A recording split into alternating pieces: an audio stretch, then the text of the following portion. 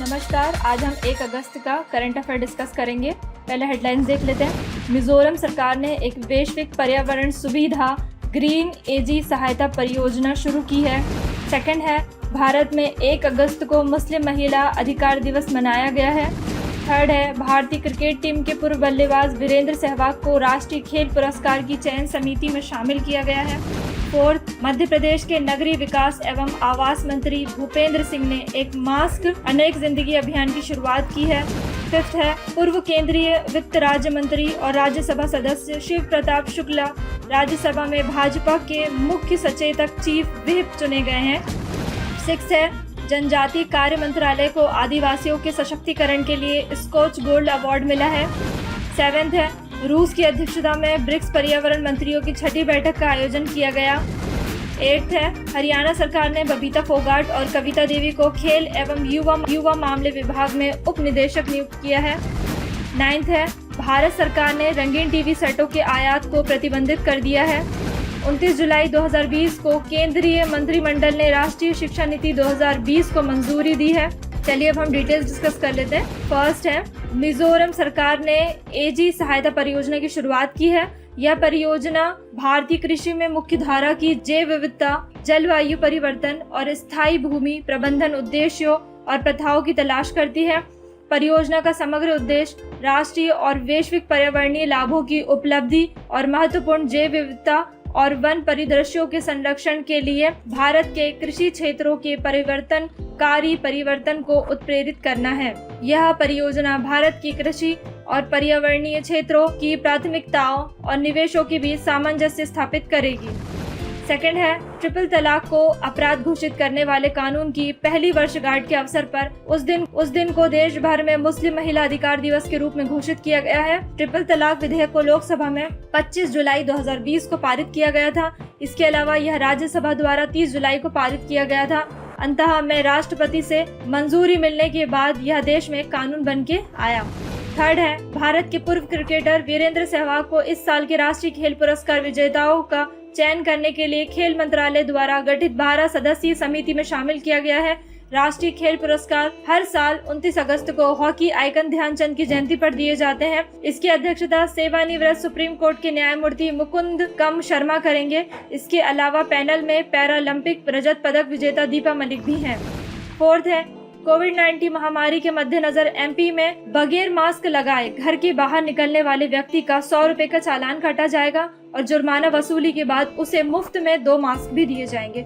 उन्होंने कहा है कि मास्क कोरोना के वायरस से बचने का सबसे सरल और सस्ता उपाय है। सिंह ने कहा है कि दानदाताओं और स्वयंसेवी संस्थाओं के सहयोग से सभी निकायों में मास्क बैंक स्थापित किए जाएंगे और यहाँ पर लोग मास्क दान कर सकेंगे और यहीं से अशासकीय संगठन और नागरिक मास्क प्राप्त कर सकेंगे।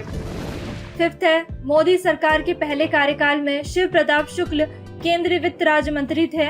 वह सबसे पहले अखिल भारतीय विद्यार्थी परिषद से जुड़े थे। 1981 में पहली बार भाजपा के क्षेत्रीय मंत्री बने। इमरजेंसी में मीसा के तहत गिरफ्तार हुए, करीब 19 महीने जेल में रहे। 2012 में भाजपा के प्रदेश उपाध्यक्ष बने।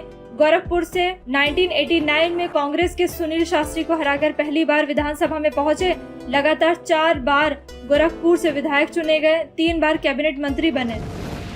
सिक्स्थ है, स्कॉच गोल्ड अवार्ड आदिवासी मामलों के मंत्रालय को सक्षम आईटी योजनाओं के माध्यम से आदिवासियों के सशक्तिकरण परियोजना के लिए प्रदान किया गया है। यह प्रोजेक्ट डिजिटल इंडिया के सपनों को साकार कर पारदर्शिता लाने के साथ साथ सेवाओं के वितरण की सुविधाजनक बनाने के लिए भारत सरकार की अटूट प्रतिबद्धता की दिशा में एक कदम है। 66वीं स्कॉच 2020 प्रतियोगिता India response to COVID through digital governance नाम से आयोजित की गई थी।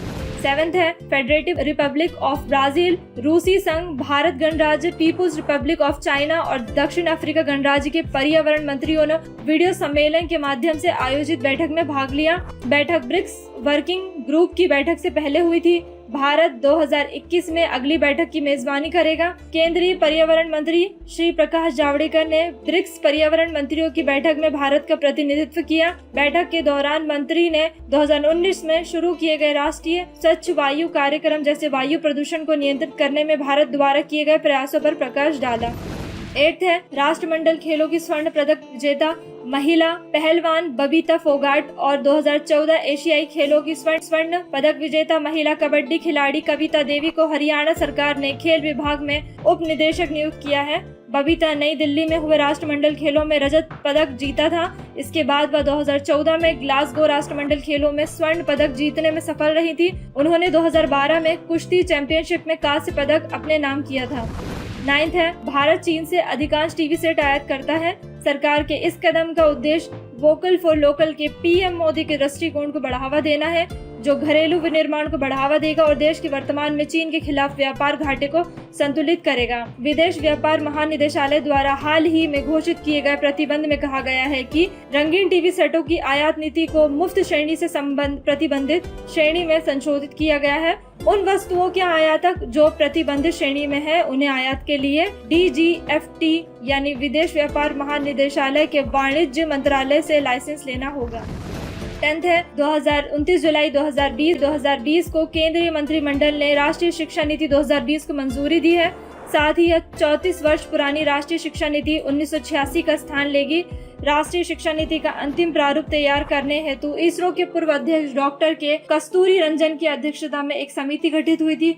अनुसंधान संस्कृति को बढ़ावा देने के लिए राष्ट्रीय अनुसंधान फाउंडेशन की स्थापना की जाएगी। एक नई एवं व्यापक स्कूली शिक्षा के लिए राष्ट्रीय पाठ्यक्रम रूपरेखा 2020-21 NCERT द्वारा विकसित की जाएगी। इसमें मानव संसाधन विकास मंत्रालय का नाम बदलकर शिक्षा मंत्रालय कर दिया गया है। तो आज का करंट अफेयर यही समाप्त होता है। धन्यवाद।